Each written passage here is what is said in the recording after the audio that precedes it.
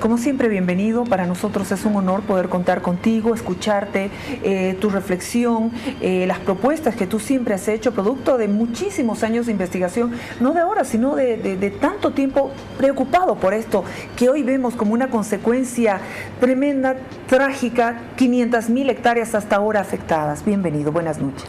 Hola, Jimena. Yo leí esta mañana un dato que contrasta con el flujo gordo, grande, principal de información que habla de las 400.000 hectáreas. Y si tú has visto la noticia, verás que Cliver Rocha, el director del ABT, habla de 900.000 hectáreas. Sí. Estamos ante una incertidumbre.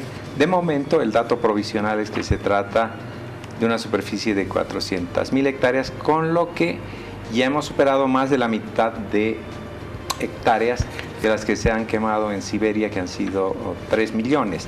Perdón, la mitad de una décima parte. Pero para un país de la extensión como del nuestro es un dato alarmante, teniendo en cuenta que hace 30, 40 años el país estaba catalogado como uno de los que mayor superficie de bosques tenía en el mundo respecto a su territorio, porque nos encontrábamos cerca o por encima del 50%. Para 2015, en un trabajo de CIFOR, que es un centro que se dedica al área forestal, el informe era que estábamos mermando a cerca del 40%, que habíamos disminuido entre 1990 a 2015 entre el 12 al 20%. Y este proceso se ha acelerado de una manera muy rápida, debido, entre otras cosas, a que desde la instalación del actual régimen se ha producido un fenómeno social muy interesante y curioso, que es la asociación de la base más dura, más próxima y más directamente vinculada al gobierno, que es la de los colonizadores, paréntesis, muy maltratados por el lenguaje oficial que los llama interculturales. Alguna vez te lo he mencionado. Sí, claro. ¿Quién no es intercultural en el país y en el mundo? Bueno, los colonizadores, especialmente el grupo de colonizadores prósperos, porque hay diversos estratos entre ellos, desde los más prósperos, que son los que habitan las tierras bajas del este principalmente y parte del norte de Santa Cruz, y que corresponden a una generación que empezó a llegar a Santa Cruz antes inclusive de la reforma agraria, y después de ella se aceleró enormemente su flujo, y han constituido estos ya antiguos migrantes un grupo, dentro de ellos se ha constituido un grupo muy importante de cultivadores de soya. Entonces, uno de nuestros grupos importantes de colonizadores son los cultivadores pequeños y medianos. Otro grupo importante de colonizadores son los cocaleros de Chapare y también de Yungas.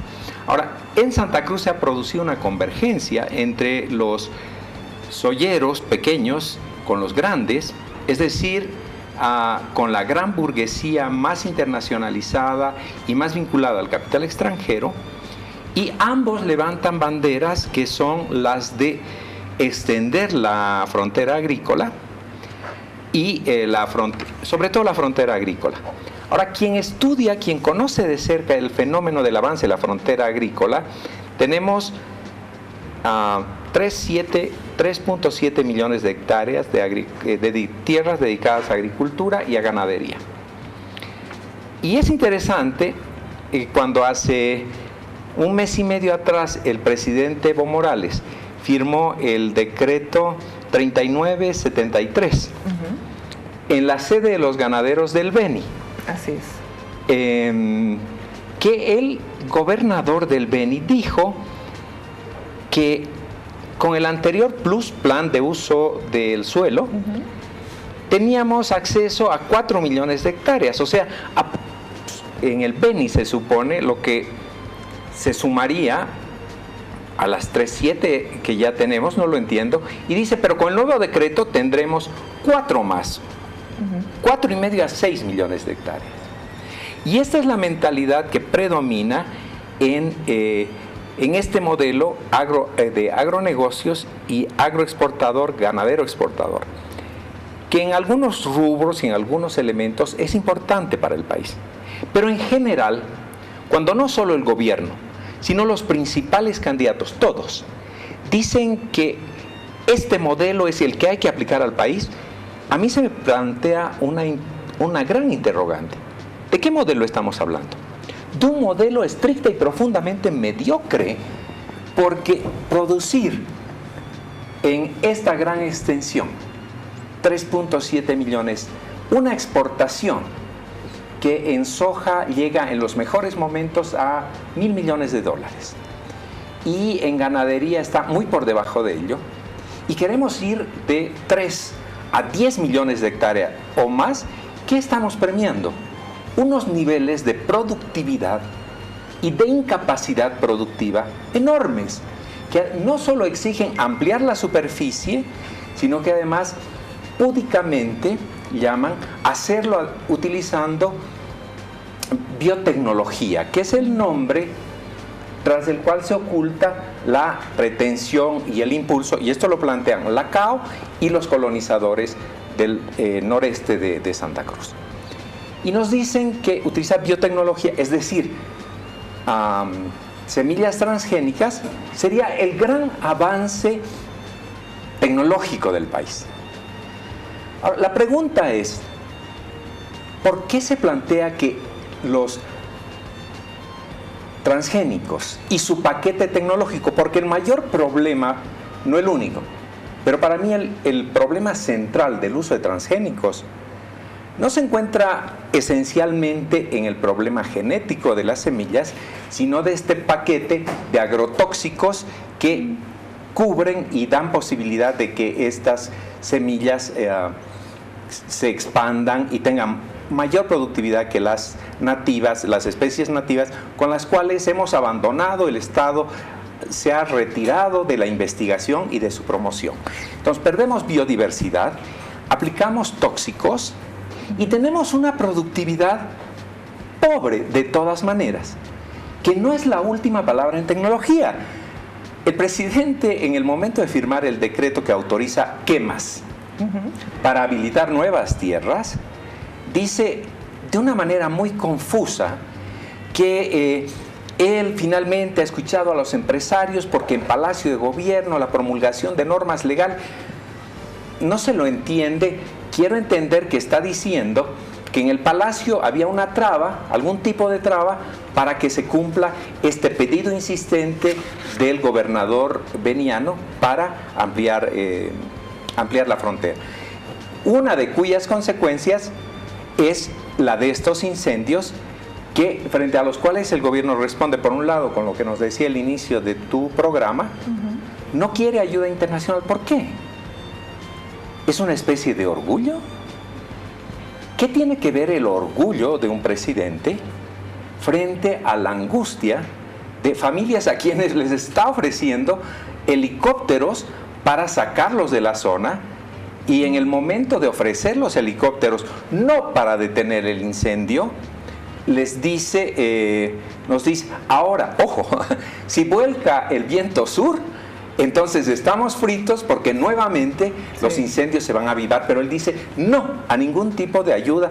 Creo que el gobierno, su partido, el hombre que funge de hombre inteligente en el gobierno, aunque cada vez se encuentra más lejos de esa posición el señor vicepresidente, tienen que explicarnos de dónde viene este rechazo a utilizar todos los medios a nuestro alcance para detener ese azote que está acabando con viviendas, con proyectos de vida, que está expulsando fuera de estas zonas atacadas por el incendio a cientos y miles de familias.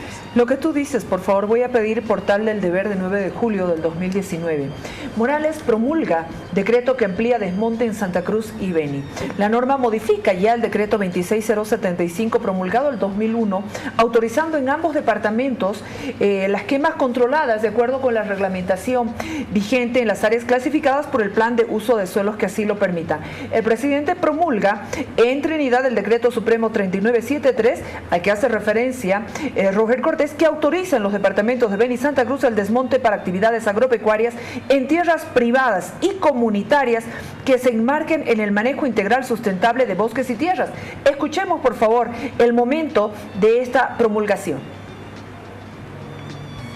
Así vamos a poder compartir precisamente con Roger lo que estábamos haciendo referencia y escuchamos de manera textual este tema, donde incluso ahí se hace una explicación con relación a lo que había determinado la parte técnica, la parte jurídica del equipo de Palacio. Por favor, adelante.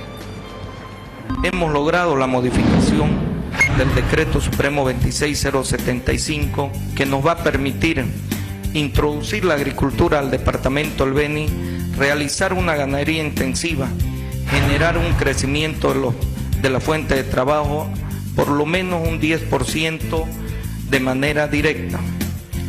Lograremos que el departamento sea nuevamente el número 1 en la producción bovina nacional. Entendiendo, o repasando, revisando el decreto y escuchando al pueblo, yo llegué a la siguiente conclusión: no puede haber departamento de primera ni departamento de segunda. Todos tenemos los mismos derechos.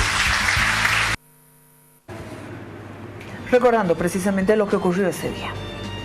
Claro, donde tú ves nuevamente un presidente cada vez más preso de la idea de que el desarrollo, el progreso y el crecimiento se asocian al avance de los hombres sobre la naturaleza.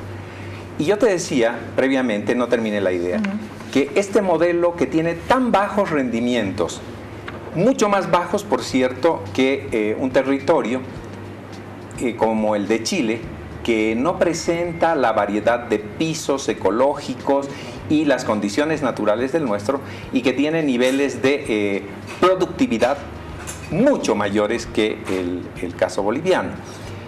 Y con esta idea de territorio vacío y que por lo tanto el progreso es sustituir la selva por asfalto, el presidente de una manera casi infantil anuncia que habría puesto al Beni en igualdad de condiciones con otros departamentos.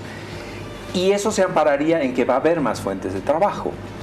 El problema es, ¿qué tipo de fuentes de trabajo? ¿Qué calidad? ¿Para quiénes? ¿Y quiénes son los grandes beneficiarios de este avance, de esta toma de tierras sobre suelos, sobre ecosistemas que no son aptos ni para ganadería ni para agricultura? Y el avanzar sobre estos suelos, el derribar árboles, el tirar abajo selva, es captado como progreso. El problema es que esa noción no es solo del partido gobierno, creo que abarca prácticamente a la totalidad de fuerzas. Alguna ha señalado más o menos tibiamente en su programa que es necesario cambiar de orientación, pero cuando los candidatos van a Santa Cruz les rinden tributo a esta forma de enfrentar, comillas, el desarrollo, que ha llevado a que sea justamente Santa Cruz el departamento más castigado por esta deforestación. Y tenemos a los sabios, a los profetas, a los pontífices del gobierno, como el señor vicepresidente, que trata de darnos una lección en su discurso del 6 de agosto, comparando el número de árboles que tendrían los italianos con el que tenemos en el país. Allá hay una exhibición de ignorancia que no sé si es espontánea, si es deliberada, maliciosa, porque lo que no toma en cuenta este discurso y este enfoque, que en el fondo es un elogio a este modelo aplazado, porque yo te decía, los transgénicos están en este momento atrasados en la tecnología agrícola. ¿Qué es lo nuevo en tecnología agrícola? Continúa siendo modificación genética, que es lo que hemos hecho los humanos desde que hemos empezado a hacer agricultura. Pero a diferencia de los transgénicos, la actual tendencia es de utilizar la técnica, le voy a poner vocales porque no las tiene, la técnica CRISPR, genética, que es más o menos, para decirlo sencillo, una técnica de cortar y pegar el propio ADN de un cultivo, por ejemplo, o de un determinado producto vegetal. Puede ser aplicado también a humanos. Con esto estamos muy lejos de los transgénicos, porque los transgénicos manipulan las semillas introduciendo los genes de virus, bacterias o animales para mejorar su resistencia o su productividad. Esta nueva técnica, de la que no se habla en el país y que permite enfocar de otro modo la agricultura, ya sin el paquete de agrotóxicos, prescindir de ellos, por ejemplo, está muy lejos de la cabeza de nuestros gobernantes y de estos empresarios que son los grandes beneficiarios del modelo. Entonces, mientras nosotros ardemos, nosotros en este caso, la gente no ligada, no directamente la gran beneficiaria de estos agronegocios, se nos sigue diciendo que el porvenir es talar, derribar la mayor cantidad de árboles, porque eso es el progreso. Ahora, quiero subrayar lo siguiente: no seríamos injustos si decimos que solo el gobierno tiene la gran responsabilidad de esta situación. Hay una vinculación, por cierto, entre el decreto que hemos mencionado. Sí, vamos a avanzar con el uso de quemas y de fuego para desboscar, pero tenemos una tradición política y social que es permisiva con la quema. El chaqueo se nos ha planteado de parte de muchos actores, incluyendo algunos del sector científico, diciéndonos: no debemos estar tan asustados del chaqueo porque el fuego es un elemento natural, la naturaleza lo usa para regenerar, en fin. Pero no lo usa la naturaleza, entre comillas, si fuese un ser consciente, como lo usamos los hombres. Es decir, cuando ocurren incendios, y pueden ser enormes, tremendos, aparentemente el de Siberia, por ejemplo, y otros que se están produciendo en este momento, no es un problema exclusivo de Bolivia, ocurren gracias a fenómenos y con gobiernos que se esmeran en tratar de frenarlos. Pero lo que ocurre aquí es que nuestra tolerancia llega al hecho de que, por ejemplo, en ciudades del oriente del país y en muchas de otros lados, se quema la basura en los patios, y esto es parte del comportamiento colectivo y de una ausencia de control social. No debe extrañar que Bolivia aparezca entre los países que más impactan al medio ambiente por la incineración de espacios verdes, Roger. ¿Cómo explicar el fenómeno de los incendios forestales? Además del factor climático, más sequía, más vientos, también está la acción de los productores, como tú lo has señalado, que buscan expandir sus tierras de cultivo sin tener en cuenta el impacto ambiental de este procedimiento. Se calcula que el 95% o más de los incendios forestales son causados por el ser humano, es decir, habilitación de chacos para cultivo, limpieza de maleza, quema de pastos, habilitación de barbechos y desmontes. Permíteme, por favor, enseguida hablar con más detalle de estos temas, porque una de las preguntas que uno se puede hacer en este momento, explicar y tratar de buscar, no sé, si hay alternativas al chaqueo. He visto que hay entidades especializadas que sí realizan, por ejemplo, el denominado compostaje. Hay otras posibilidades. ¿Por qué? ¿Por qué no se hace en Bolivia? Permítame, por favor, en este momento, unos segundos, voy a actualizar información con lo que está ocurriendo en Roboré. Voy a pedir, por favor, imágenes que hace algunos segundos nos envía el alcalde de Roboré, Iván Quesada, imágenes tomadas desde el helicóptero. Y también nosotros nos vamos a enlazar a través de una videollamada con el alcalde municipal de Roboré, Iván Quesada. Adelante, por favor, alcalde. Muy buenas noches. Estamos en todo lo que es esta cobertura especial de lo que está ocurriendo en el oriente boliviano. Está también en el estudio el investigador Roger Cortés hablando de este tema. Muy buenas noches, alcalde. Tengo entendido que ha habido una reunión con el ministro de Defensa. ¿Cuál es la evaluación de lo que está ocurriendo a esta hora de la noche, alcalde? Jimena, buenas noches. Jaque Mate, muchas gracias por el espacio. Desde Roboré, un abrazo para todo Bolivia. Evidentemente, hoy día hemos tenido la presencia del presidente del Estado, Evo Morales, en nuestro municipio y específicamente en la comunidad Peniel, una de las comunidades golpeadas por los fuegos.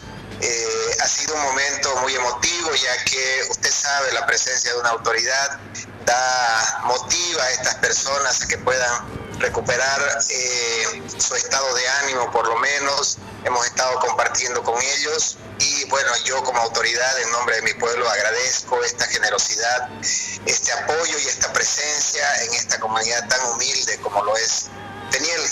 El ministro de Defensa sí estaba con el presidente, luego fueron a la ciudad de Santa Cruz, y el ministro de Defensa retornó a Roboré para hacer un Estado Mayor, se llama, para poder comandar desde Roboré las operaciones, como aquí tiene haciendo la quinta división, las operaciones básicamente en toda la Chiquitanía. Nosotros estamos... ¿Aló? Sí, seguimos escuchándolo, alcalde. Estamos coordinando todas las acciones, todas las líneas de acción con él. A partir de ahora lo hacíamos en la dirección el comandante de la quinta división, Donald Aldunate, y mi persona. Ahora el ministro de Defensa está encabezando esta dirección, y lo hacemos ya, se lo hace en forma conjunta para toda la Chiquitanía, pero en lo que me corresponde y específicamente a mí es mi municipio de Roboré, donde hoy día hemos visto de que las condiciones, la situación de los focos de calor han disminuido, se han restado, se han reducido, pero es por las condiciones un poco climáticas, porque el cambio del viento ha llegado el surazo, un sur débil, pero sí ha cambiado la dirección de los vientos. Al cambiar la dirección de los vientos de sur a norte, entonces, ¿qué es lo que ha pasado? Las llamas han querido retornar, pero han encontrado campos ya quemados, entonces no han podido avanzar. Sin embargo, lo más temeroso, Jimena, ahorita que es, no sé si lo dije en la anterior entrevista, pero el fuego que se inició en Gavetitas y en San Rafael, acá en el municipio de Roboré, se ha extendido hacia el sur, atravesando todo el municipio de Charagua, la provincia cordillera, ha llegado a la frontera con el Paraguay a más de 100 kilómetros y ha sobrepasado la frontera con el Paraguay. Pero ahora, ¿cuál es el temor que nos causa a nosotros esto? Porque los vientos de sur está haciendo que retorne todo ese fuego por áreas que ha buscado en su camino para seguir ardiendo, y está volviendo otra vez hacia nuestra zona. Entonces estamos preocupados con esta situación, aparte de los otros focos que ya le voy a ir comentando en el día, que nos ha arrojado una evaluación un tanto positiva en relación a los días tan intensos de viento y calor que hemos tenido jueves y viernes, que han sido nuestros peores días de enfrentar incendios en esta zona.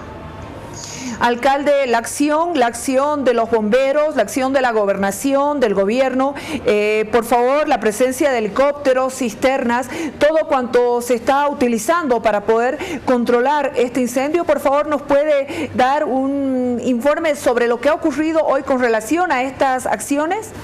¿Tienen todo el apoyo logístico? Yo quiero resaltar el apoyo que estamos recibiendo tanto de la gobernación, con las brigadas de bomberos, gente especialista en la atención de incendios, con la contratación de cisternas en el municipio a cargo de la gobernación para poder atender esta emergencia. La alcaldía municipal de Santa Cruz de la Sierra se ha solidarizado con nosotros, nos ha enviado una ayuda humanitaria en víveres, materiales contra incendios para equipar a nuestros guardabosques y bomberos, leche y algunos otros materiales. Y entonces estamos agradecidos con todo, y aparte de toda la gente voluntaria que se está manifestando para poder contribuir con víveres, combustible u otro material que sirve para que la gente se rehidrate, colirio para los ojos en cuanto a las afecciones que estamos sufriendo, y otras cosas que son necesarias y que se están utilizando.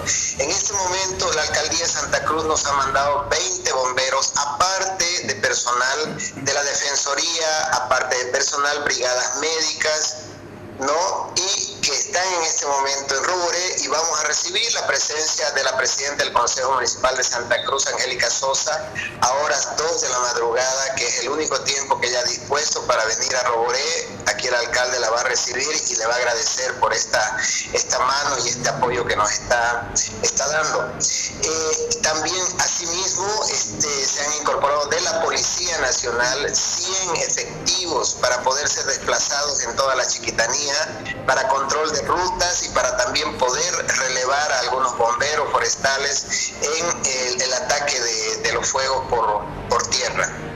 Estamos con todo este apoyo y lo agradecemos infinitamente. En este momento, Jimena, estamos desplegados aproximadamente 230 a 250 personas en este afán de combatir con los fuegos. Usted ha visto las imágenes del helicóptero, donde hay una lengua de fuego en toda nuestra serranía. Esto es al frente de Santiagoma, sobre la serranía de Santiago, y es de hoy cómo se ha reactivado el fuego y cómo está avanzando hacia la serranía. Entonces, está preocupante la situación y nosotros estamos con todo este contingente de gente listos para enfrentar. Y como le decía el otro día, hasta este momento aproximadamente son 50.000 hectáreas que ya se han consumido, que están calcinadas, pero nuestro municipio completo cuenta con 730.000 hectáreas. No queremos perder una hectárea más, sin embargo la realidad es que quedan 680.000 hectáreas todavía para ser consumidas por los fuegos, si es que no realizamos un efectivo control, una efectiva lucha contra los fuegos y contra los puntos de calor. Muchas gracias, alcalde. Vamos a estar en contacto más adelante. Por favor, permítanos volver a enlazarnos más adelante porque vamos a mantener este tema en el transcurso del programa. Le agradezco el contacto en este momento. Gracias a usted, Jimena. Gracias. Muchísimas gracias. Roger Cortés, tú has escuchado, has visto las imágenes, ese cordón de fuego, todo lo que dice, ¿no?, el alcalde de Roboré. Claro, y es por eso que uno se pregunta de dónde nace la reticencia oficial para buscar todas las ayudas, toda la cooperación posible, porque el fuego, inclusive en países que tienen mucha experiencia y muchos recursos para combatirlo, los fuegos forestales son de difícil control. Entonces el hecho que un país como el nuestro se niegue a apelar a la mayor cantidad de recursos posible es inexplicable. Contrasta esto con el desfile de famosos y vanidades políticas que van a visitar, dicen alguna cosa, pero no alivian el sufrimiento ni alivian el fuego. Entonces, si no aprendemos de aquí, y eso parece estar lejos de la comprensión del gobierno, si no aprendemos que la lección que nos está dejando, y esto no ha terminado, debe merecer respuestas muy drásticas. Ejemplo, a considerar una pausa de una cantidad de meses o años de quemas porque no tenemos un problema de falta de tierras, tenemos un exceso de tierras que no rinde lo suficiente. Y tú me preguntabas antes de la entrevista con el alcalde si hay otras formas de enfrentar la situación.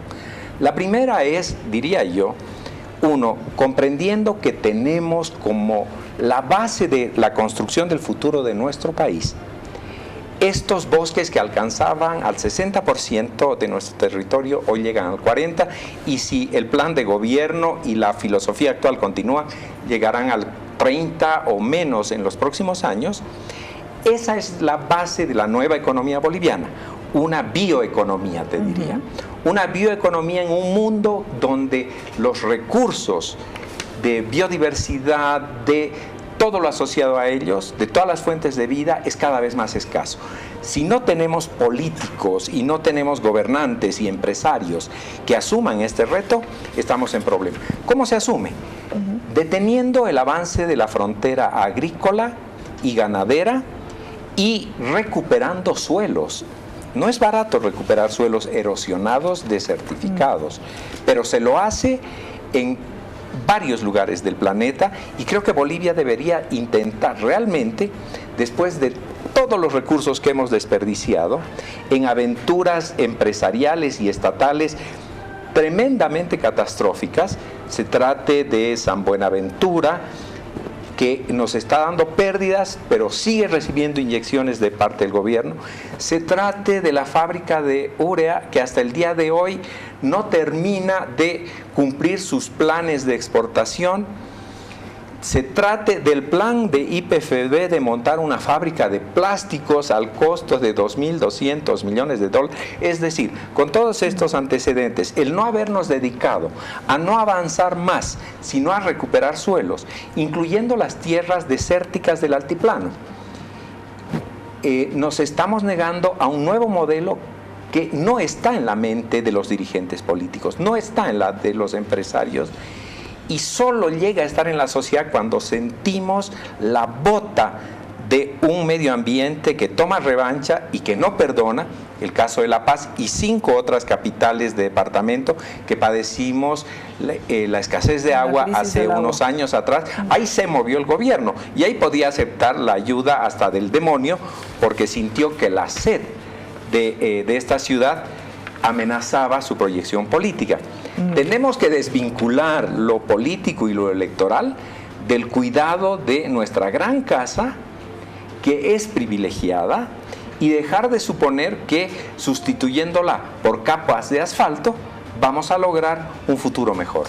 Además que las multas, por ejemplo, la reversión de tierras por mal uso de los suelos, incluso la amenaza de prisión para los responsables, quedan hasta ahora como dirían, un saludo a la bandera, sin mayor efecto sobre los depredadores de la tierra, del suelo. Roger. Es lo que ha reconocido el director de la Autoridad de Bosques y de Tierras, que señala que en el momento que suspendieron hace poco esta autorización de quemas, no se ha observado una merma, probablemente, por un lado, fíjate lo que dijo el alcalde, que parece estar caminando sobre brasas textualmente. Él no quiere, y se entiende, él no quiere indisponerse con nadie, agradece a todo el mundo, pero lo que dijo es fundamental. Si el incendio se detiene, es por causas naturales. O sea, hay que rezar para que llueva. Definitivamente esa es la fórmula que funciona, porque esta migración de agentes de policía, de soldados, de bomberos y algunos carros cisterna es realmente muy poca frente a la magnitud y la ferocidad del fuego. Roger, te agradezco muchísimo. Bueno, acá también se ve, ¿no?, que las autoridades no tienen la capacidad para controlar lo que se provoca a través de órdenes, instrucciones, decretos, focos de calor. Tampoco han capacitado a los agricultores, tampoco han financiado sistemas alternativos al chaqueo. Esto requiere obviamente inversión, capacitación, también algo de paciencia, y hemos visto que en el país las alternativas están solamente ligadas al tema del chaqueo. Me gustaría compartir durante toda esta semana contigo, por favor, Roger, para ver todo cómo está transcurriendo este tema, para visibilizarlo más y, por favor, para reflexionar en función de cómo se van presentando los acontecimientos. ¿Nos podrás acompañar? Cuando sea necesario, estoy a tu disposición, y hay que ampliar el espectro de quienes están estudiando esto desde hace años, de especialistas, que vengan, nos conversen, a ver si se mueve esa coraza nuestra colectiva, que solo da espacio al temor, a la solidaridad cuando ocurren las grandes catástrofes. Debemos adelantarnos a ellas. Gracias, Roger. Muchísimas gracias. Gracias. Roger Cortés, docente, investigador, director del Instituto Alternativo. Vámonos a la unidad móvil. Queremos saber desde el satélite cómo se ve América del Sur, cómo se ve nuestro país.